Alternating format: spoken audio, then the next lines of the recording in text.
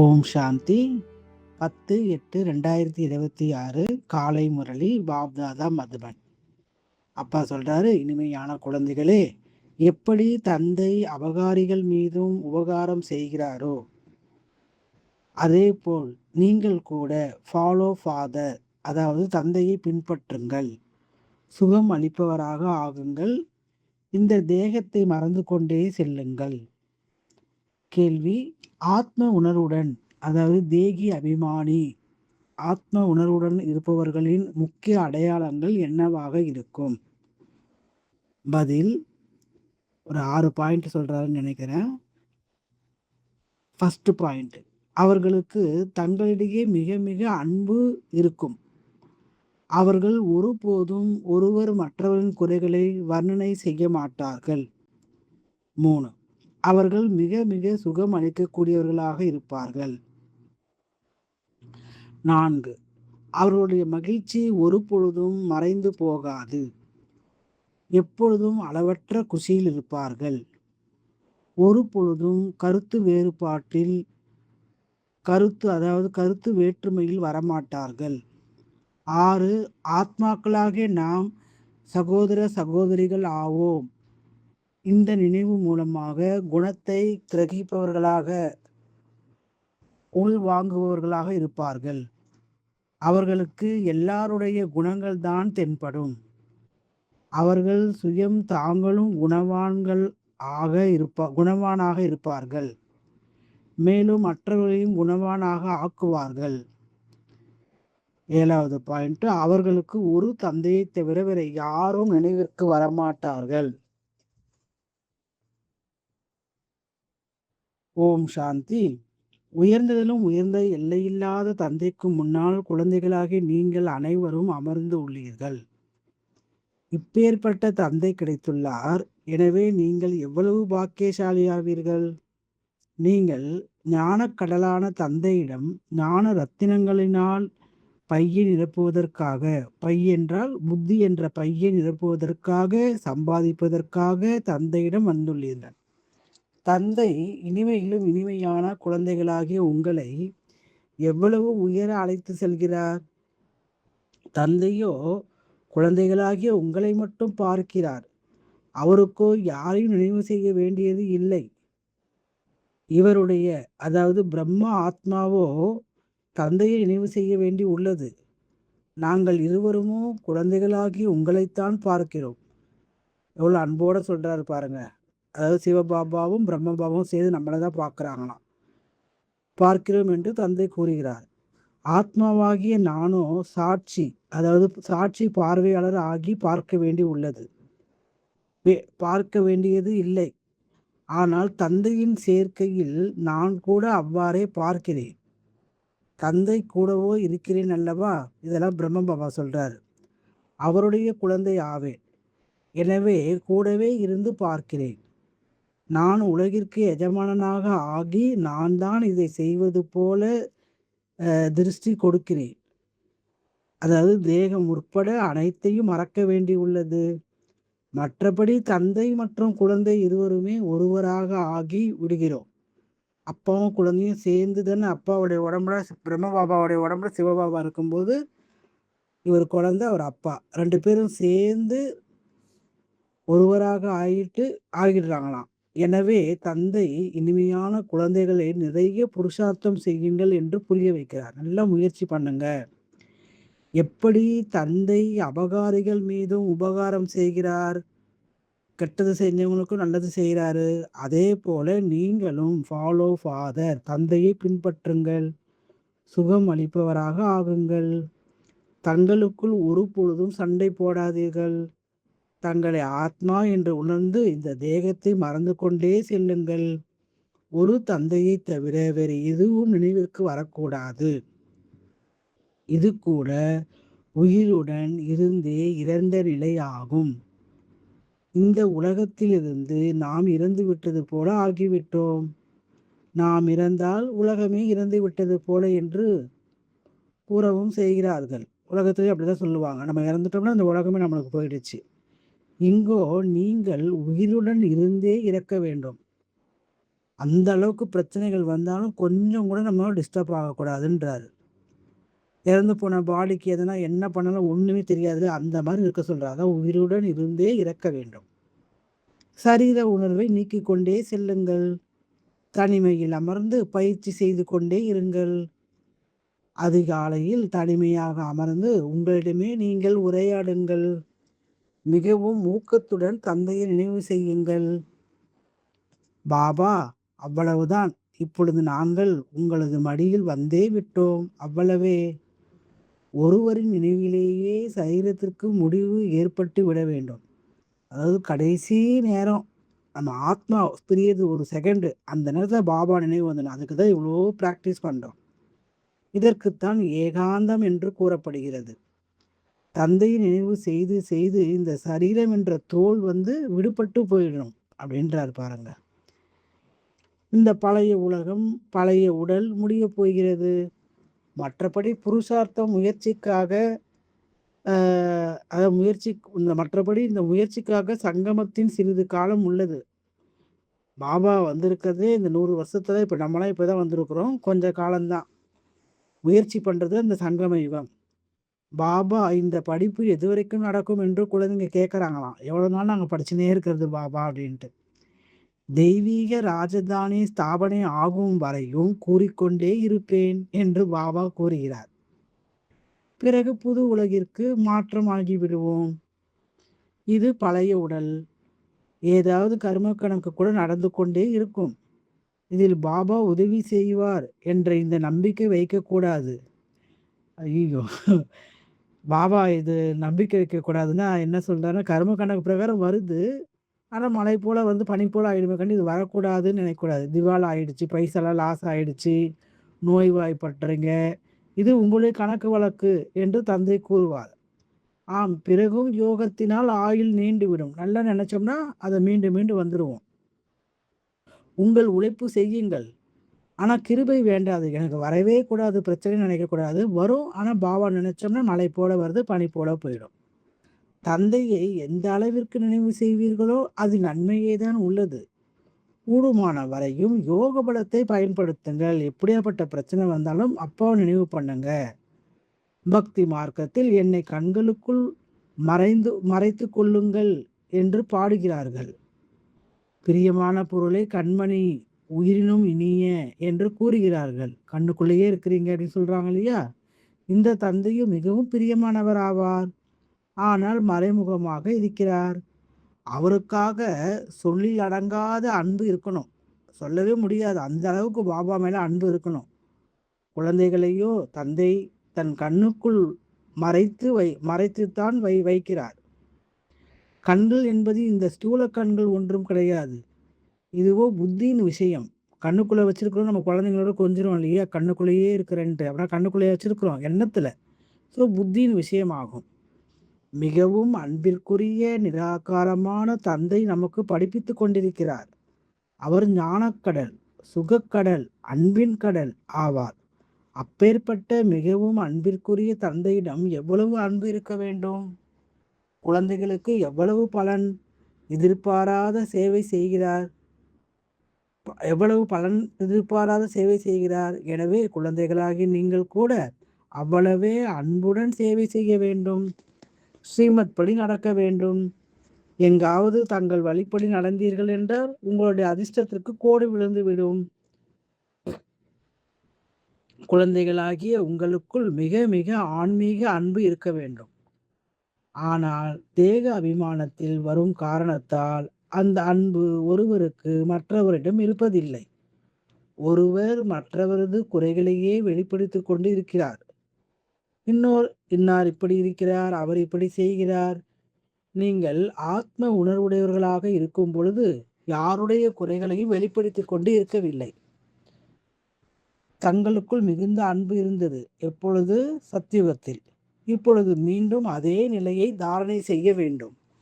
முதலில் நீங்கள் எவ்வளவு இனிமையானவர்களாக இருந்தீர்களோ அவ்வாறே இனிமையானவராக, சுகம் அளிப்பவராக ஆகுங்கள். தேக அபிமானத்தில் வந்த காரணத்தினால் துக்கம் அளிப்பவராக ஆனீர்கள். அதனால் உங்களுடைய ஆன்மீக மகிழ்ச்சி மறைந்து போய்விட்டது. வாழ்க்கை கூட குறுகியதாக ஆகிவிட்டது. இப்பொழுது மீண்டும் தந்தை உங்களை சதோ பிரதானமாக ஆக்கி சதா சுகமுடையவர்களாக ஆக்க வந்துள்ளார். நீங்கள் எந்த அளவு தந்தை நினைவு செய்து கொண்டே இருப்பீர்களோ அந்த அளவு குறைகள் நீங்கிக் கொண்டே போகும். கருத்து வேற்றுமைகள் நீங்கிக் கொண்டே போகும். நாம் சகோதர சகோதரர்கள் ஆவோம் என்பது பக்குவமாக நினைவில் இருக்க வேண்டும். ஆத்மா சகோதர சகோதரர் என்று பார்க்கும் பொழுது எப்பொழுதுமே குணங்கள் தான் தென்படும். அனைவரையும் குணவான்களாக ஆக்குவதற்காக முயற்சி செய்யுங்கள். அவகுணங்களை விடுத்து குணங்களை தாரணை செய்யுங்கள். ஒரு பொழுதும் யாரையும் நிந்தனை செய்யாதீர்கள். ஒரு சிலரிடம் எப்பேற்பட்ட குறைகள் உள்ளன என்றால் அவர்களால் சுயம் தங்களையும் புரிந்து கொள்ள முடியவில்லை. அவர்களோ தங்களை மிகவும் நல்லவர்களாக இருக்கிறோம் என்று நினைத்துக் கொள்கிறார்கள். ஆனால் குறைகள் இருக்கும் காரணத்தால் அங்கங்கு தவறான வார்த்தைகள் வெளிப்பட்டு விடுகின்றன. சதோ பிரதான நிலையில் இந்த விஷயங்கள் இருக்காது. A1 சதோ பிரதானம் அவ்வளோ ஹையஸ்டாக இருக்கும்போது இந்த விஷயங்கள்லாம் நினைவில் வராது. நாம் எவ்வளவு இனிமையானவர்கள் ஆகி உள்ளோம் என்று உங்களையே நீங்கள் பாருங்கள். நமக்கு தந்தையிடம் எவ்வளவு அன்பு இருக்கிறது.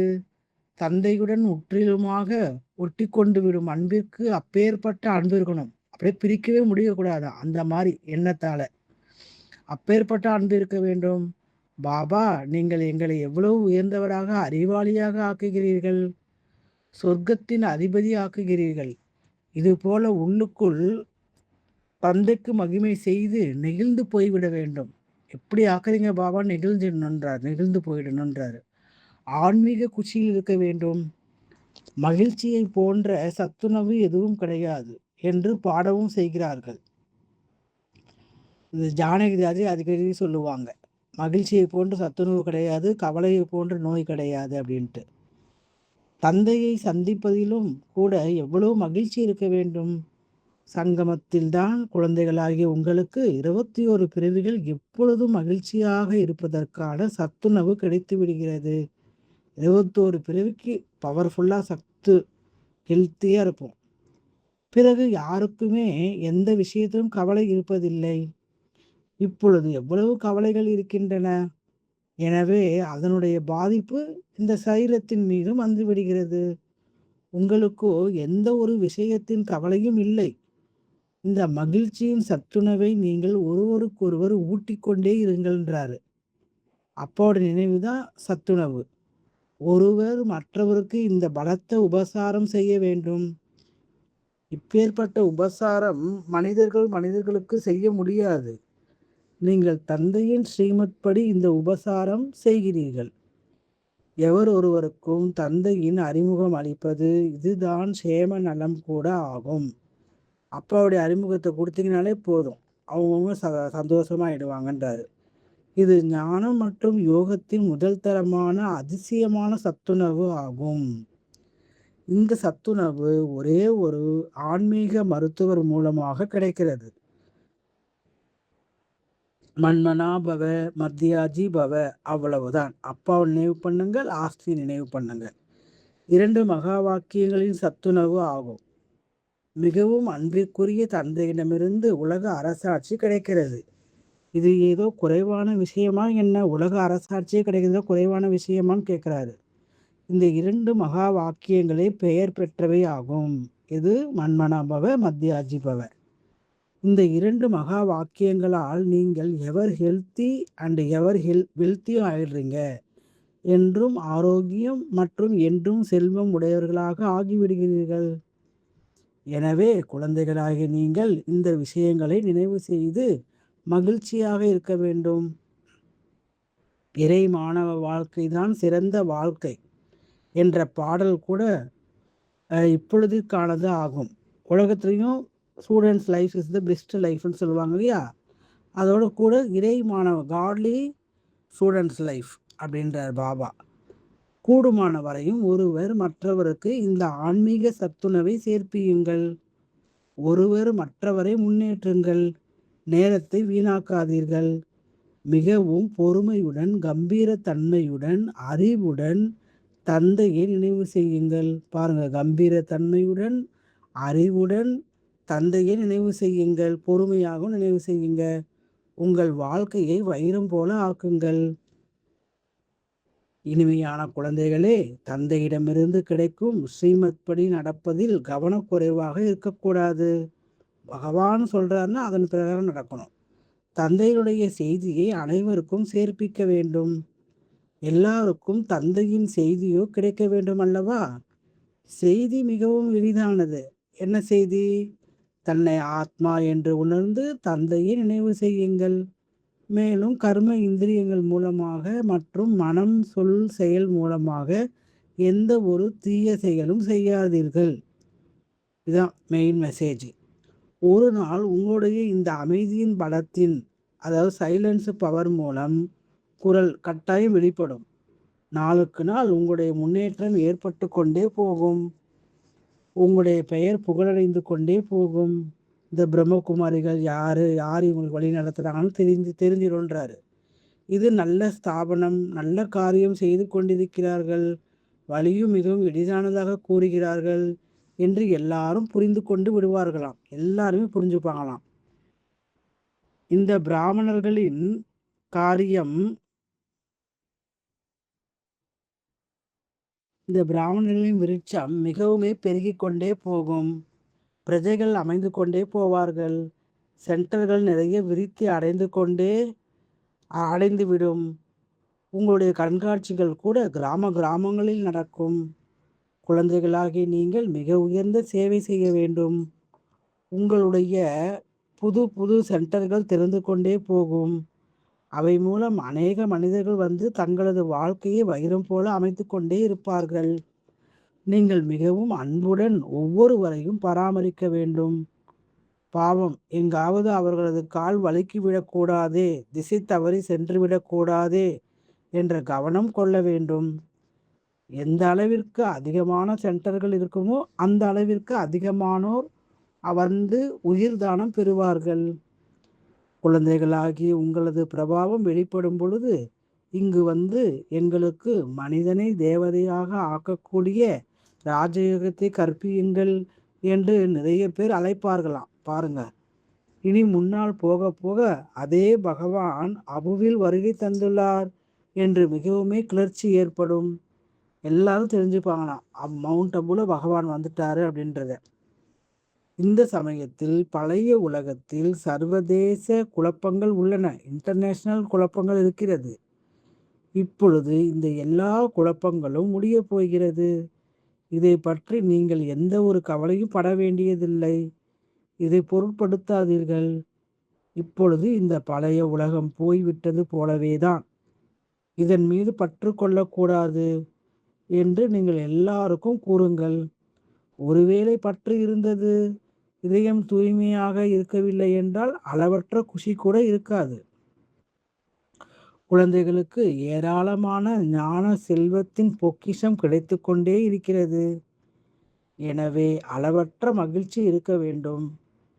எந்த அளவிற்கு இதயம் தூய்மையானதாக இருக்குமோ அந்த அளவிற்கு மற்றவர்களையும் தூய்மையாக ஆக்குவார்கள். யோகத்தின் நிலை மூலமாகத்தான் இதயம் தூய்மையாகிறது. எந்த அளவுக்கு அப்போ நினைக்கிறோமோ நம்ம இதயம் அவ்வளோ பவர்ஃபுல்லாக தூய்மையாயிடும். குழந்தைகளாகி உங்களுக்கு யோகியாக ஆகும் மற்றும் ஆக்குவதற்கான ஆர்வம் கூட இருக்க வேண்டும். மற்றவங்களையும் அந்த மாதிரி ஆக்கணும். ஒருவேளை தேகத்தின் மீது பற்று இருக்கிறது, தேக அபிமானம் இருக்கிறது என்றால் நமது நிலை மிகவுமே பக்குவப்படாததாக இருக்கிறது என்று புரிந்து கொள்ளுங்கள். தேகி அபிமானி, அதாவது ஆத்ம உணர்வுடைய குழந்தைகள் தான் உண்மையான வைரம் ஆகிறார்கள்.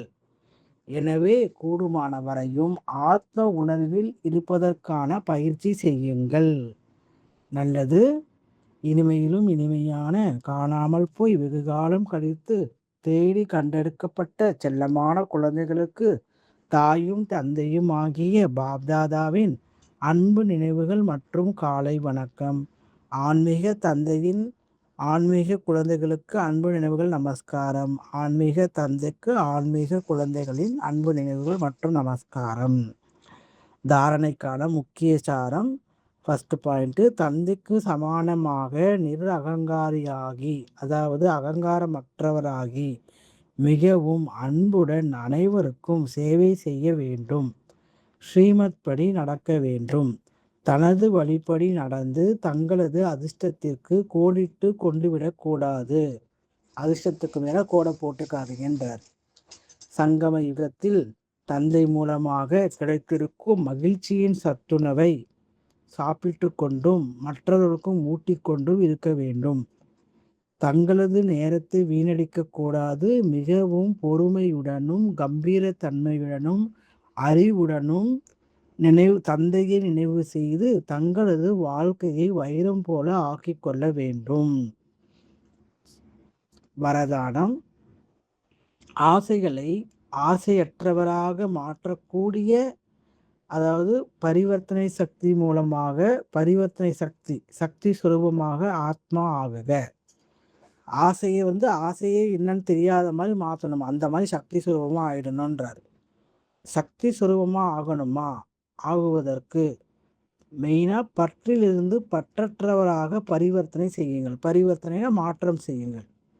அதுக்கு என்ன பண்ணணும்? தன்னுடைய தேகம், தேக சம்பந்தங்களில் ஏதாவது ஒரு பதார்த்தம், ஏதாவது ஒரு பொருள் மீது ஆசை இருந்தால் மாயா கூடவே வந்துவிடும். மேலும் சக்தி சுரூபம் ஆக விடாது. ஆகையால் முதலில் ஆசையற்றவராக ஆகுங்கள். அப்பொழுது மாயாவின் தடைகளை வெல்ல முடியும்.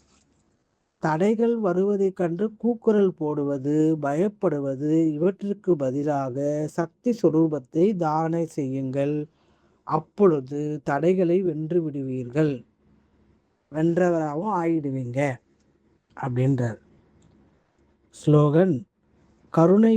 கருணையும் ஆசையற்றவராகவும் பற்றற்றவராகவும் இருங்கள், ஆசையுடையவராக அல்ல. கருணையாக இருக்கணும், ஆசை இல்லாமல் இருக்கணும், பற்றற்றவராக இருக்கணும். ஆனால் ஆசை இருக்கிற மாதிரி இருக்க, ஆசை உடையவராக ஆகக்கூடாது.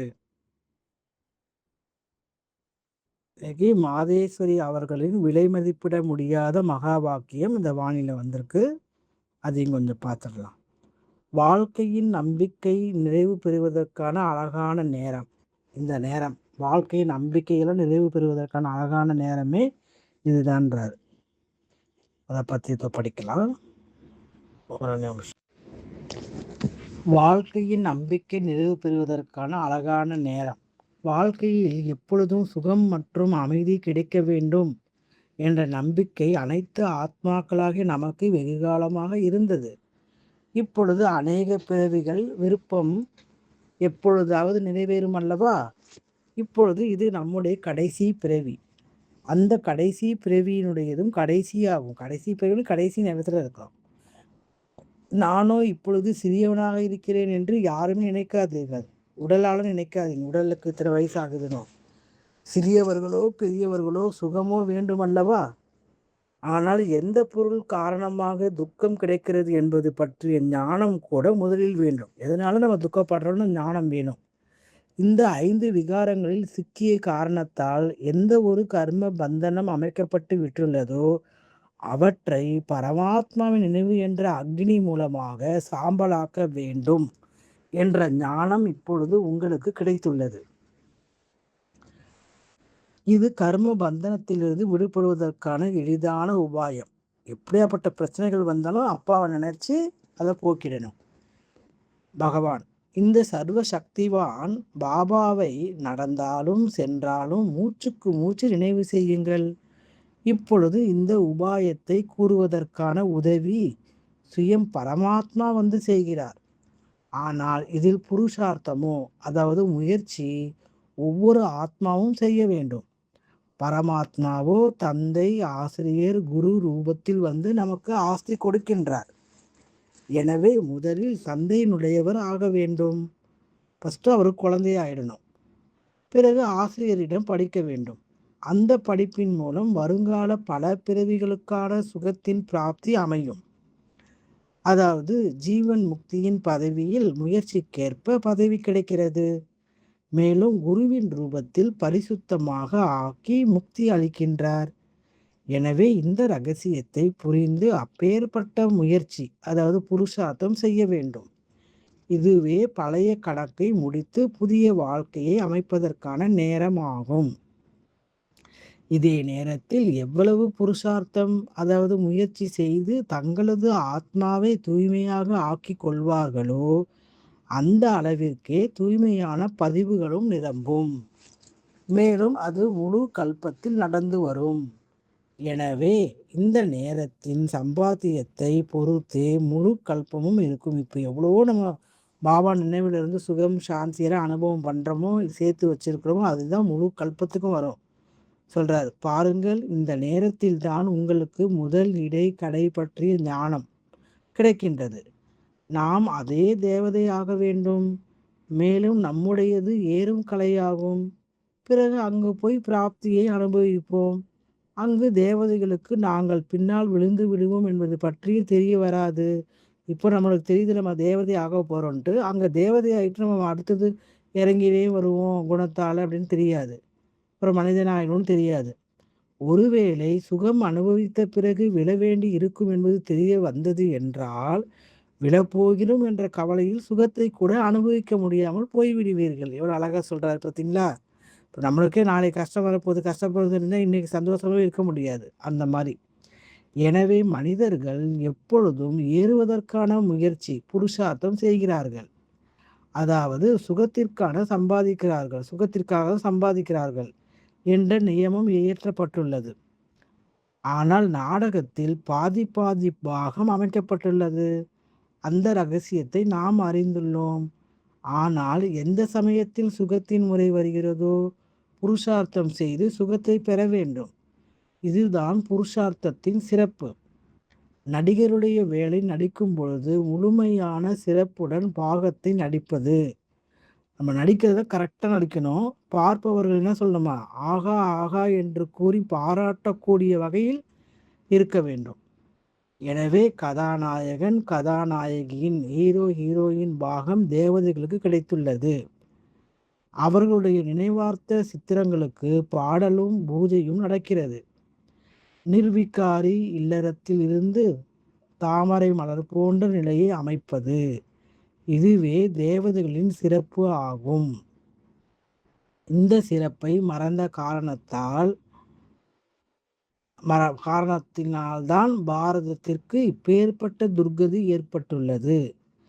இப்பொழுது மீண்டும் அப்பேற்பட்ட வாழ்க்கையை அமைக்கக்கூடிய பரமாத்மா சுயம் வந்துவிட்டுள்ளார்.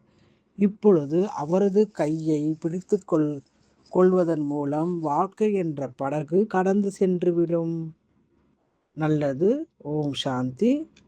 இந்த மாத ஹோம்வொர்க்கு, அதாவது அப்ஜெக்ட் இஷாரா, அபவித்திரத்தாவின் விதையை கூட, அதாவது தூய்மையற்ற எண்ணத்தின் விதையை கூட அழித்துவிட்டு சம்பூர்ண தூய்மையானவராக, முழுமையான தூய்மையானவராக ஆகுங்கள்.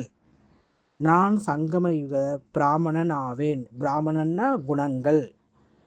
பிராமன் குணத்தால் உயர்ந்தவர்கள் பிராமணர்கள். வீரான சங்கல்பம், தூய்மையற்ற சம்ஸ்காரம் கீழானவர்களுடைய சுரூபமாகும்.